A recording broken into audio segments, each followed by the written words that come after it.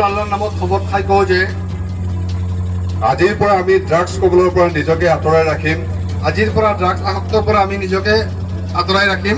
হোজাইত ড্ৰাগছৰ বিৰুদ্ধে আমচুৰে ল'লে পণ। হোজাইত ড্ৰাগছৰ বিৰুদ্ধে আমচুৱে ল'লে পণ।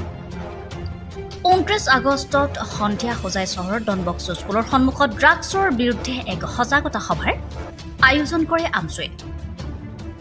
আমচু হোজাই জিলা সমিতিৰ উদ্যোগত হোজাই জিলা এম্বুলেন্স মালিক সংস্থা, পূব ধৰণীৰাম পথাৰ মছজিদ সমিতি আৰু হোজাই জিলাৰ বিভিন্ন যুৱক গোটৰ সহযোগত এক সজাগতা সভা অনুষ্ঠিত হয়।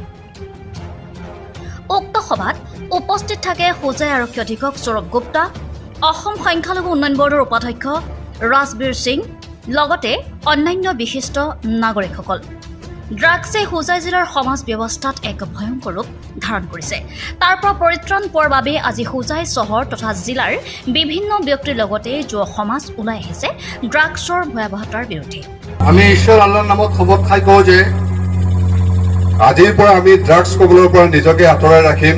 আজিৰ পৰা ড্ৰাগছ আসক্তৰ পৰা আমি নিজকে আঁতৰাই ৰাখিম।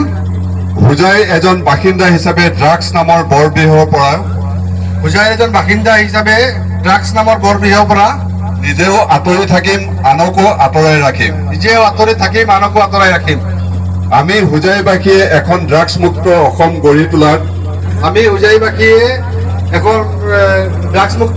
গঢ়ি তোলাত সৰ্বতো প্ৰকাৰে চেষ্টা কৰি যাম। আৰু এই ক্ষেত্ৰত আমি আৰক্ষী প্ৰশাসনক পূৰ্ণ সহযোগ আগবঢ়াম বুলি প্ৰতিজ্ঞাবদ্ধ হলো। ধন্যবাদ। ড্ৰাগছৰ কাৰণে ইণ্টাৰেষ্টটো বঢ়ি গৈছে, সেইকাৰণে ডেকা ল'ৰা ছোৱালী অলপ ড্ৰাগছ ট্ৰাই কৰাৰ কাৰণে অলপ কিউৰিয়াছ থাকে। তো সেইটো কি হৈছে, যি আগতে এটা দুটা মানুহ ডাঙৰকে বিজনেছ কৰি আছিলে, 1 কিলো 2 কিলো এনেকৈ কৰি আছিলে, গাঞ্জাবিলাক বিজনেছ কৰি আছিলে, এতিয়া সেইটো আপোনাৰ মাজতে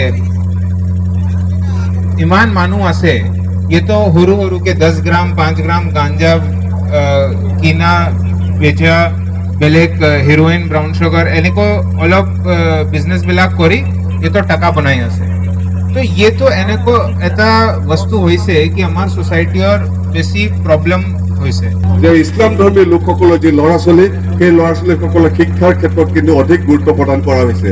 আৰু বিশেষকৈ পুনৰবাৰ মই আপোনালোকক অনুৰোধ জনাম যে আজি হোজাই জিলাৰ অঞ্চলৰে যেনেদৰে তেওঁলোকে এই পদক্ষেপ গ্ৰহণ কৰিছে, এই সমাজৰ কাৰণে প্ৰতিটো ছাত্ৰ সংগঠনে এনেদৰে এই সজাগতা সভাৰ আহ্বান কৰিব লাগে। কাৰণ অকল আমাৰ সংখ্যালঘু সমাজৰ অহা দিনবোৰত আমাৰ দেশৰ একোজন সুনাগৰিক হ'ব পাৰিব।